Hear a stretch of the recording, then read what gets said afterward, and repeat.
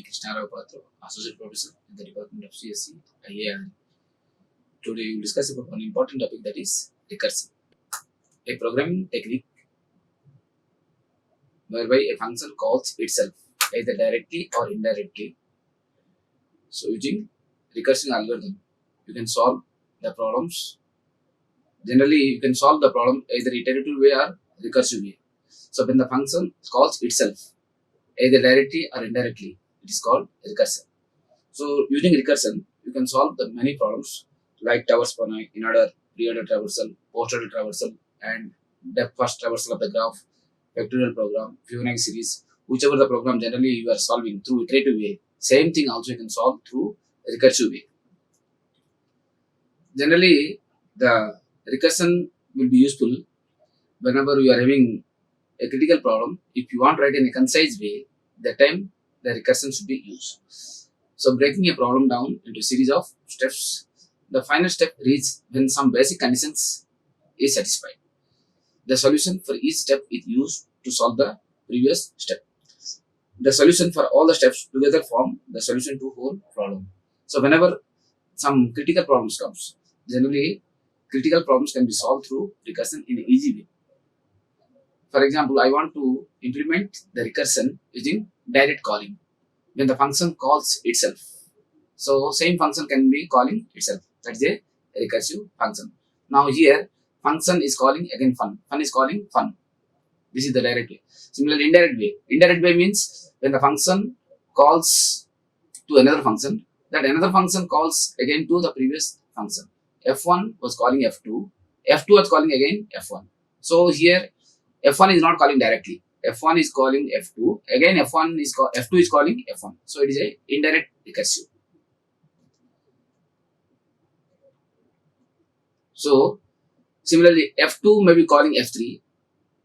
F3 may be calling F4. Like this, there may be many ways. Similarly, finally, Fn may be calling F1. That is also one type of indirect recursion. Now you can observe this function. Fun1 is calling fun2, and fun2 is calling again fun1. So this is also one type of indirect recursion. The requirement for writing the recursion is first base condition you have to write. Then you have to check when it has to stop. When the progress is not made, then you have to stop. Now you can observe this small program here. I want to find the sum of the numbers from 1 to till last number. So if you want to add this, you can write a function called sum, and you can pass the parameter the number n. Then you can put a base condition. The condition is if number equal to 1, you have to return 1. Else the number plus sum of number minus 1, because sum is calling now sum here.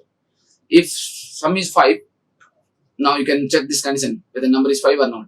If it is not 5, come to else part. There you can write 5 plus the number minus 1. 5 minus 1, that is 4. So now sum is calling sum. So it comes under your direct recursion. So whenever you want to implement this type of things, you can call direct recursion. Now here I am reading my input. After reading the input, then you can call this recursive function, and whatever the value comes, that value will be printed here. Okay. Now you can see here through series. Now the sum series is calling first. Sum with value 3. I am finding the sum of 3 numbers. Now sum is calling first time. Now it is checking the condition whether 3 equal to 1 or not. 3 is equal to 1, no. Condition fails. When condition fails, come to else part. When it comes to else part, again sum is calling sum. Now while calling second time, now value is reducing. Now 3 minus 1, that is become 2. So second time when it comes to again checks the condition whether 2 equal to 1, no. So again comes to else part. In the else part, again is calling sum with value 2. So the condition fail. Now 2 equal to 1, no. So when come to else part, so 2 minus 1 is 1. So here 1 equal to 1, yes, return true. So whenever returns true, it is again going back. This function is calling returning value 1. Now this 1, because 2 plus 1, that is 3. Now this 3 plus 3, that is 6. 6 finally returned. So the 6 will be printed on the screen because you want to print the sum of numbers from 1 to 3. So 6 will be printed on the screen. So here what kind of data structures are used internally? So internally it uses a stack.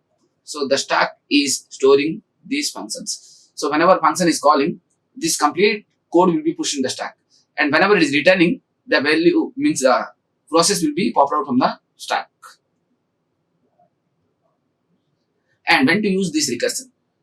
When a problem can be divided into steps and the result of one step can be used in the previous step because the previous step's value will be reused. So there is a scenario when you can stop subdividing the problem into steps. So whenever it is using the previous expressions value or previous process value can be used, in that case the recursion can be used. And remember, generally the recursion will be useful to avoid this loop. Generally iteration will be useful to solve the problem. That iteration can be you can remove by using the recursion process. So when to consider the alternative to recursion? So when loop is useful or types of recursion, both types, whether it is a direct or indirect. Again, there is one more special type of recursion that is called tail recursion. The last statement of the function is another recursive call to a function in the form of can easily replace with a loop. Generally, in the tail recursion, the computational work what you have done till now, that value will be always passing through the function. So the last statement in the function is another recursive call to the function. This form of recursion can be easily replaced with a loop. In the non-tail recursion, the last statement in the recursive function is not a recursive call itself. So this form of recursion is very difficult to replace with a loop. The tail recursion, a recursive call is the last statement in the recursive function. For example, now here you can observe here, I am implementing this tail recursion. Now after the tail recursion, there is no more statement to execute. So whenever there is no more statement to execute, that time the tail recursion will be useful. So every time it is computing the value and it's passing as a parameter. So this value will be keep on updating. And when the end statement comes, when the base condition satisfies, it's keep on calling. Whenever fails and finally return the value. So in the non-tail recursion, a statement which is not a recursive call to the function comprise the last statement in the recursive function. You can observe here the non-tail recursion. If number is less than 3, the non-tail is calling. Non-tail with this because here you are calling 3 times and every time it is printing the number. It is a non-tail. And there is some drawbacks of this function also. It uses extra memory because it uses the additional data structure that is stack. It uses memory as well as it uses additional time because it needs time for pushing as well as popping. So push operation as well as pop operation requires time. So this is one of the disadvantages here. But you can write in a concise form. That is the advantage. The benefits of this recursion, it is simple way to write more problems and it is easier to visualize the solutions, and typically it requires the non-tail recursion or some form of backtracking approach. There are common pitfalls when using the recursion. There are 3 pitfalls that can result in a runtime error. When there is no proper base case, one. If there is no proper base case, also there is a infinite recursion. That means it may consume more space. So this is one of the conditions you have to be careful. What condition you should write to stop the recursion? If the base condition is not written properly, then it will be going for infinite. That means stack overflow situation will come. So base condition should be written properly. No progress towards the base case. If it is not written properly, it will be infinite time. And it will be using too many resources or too many variables.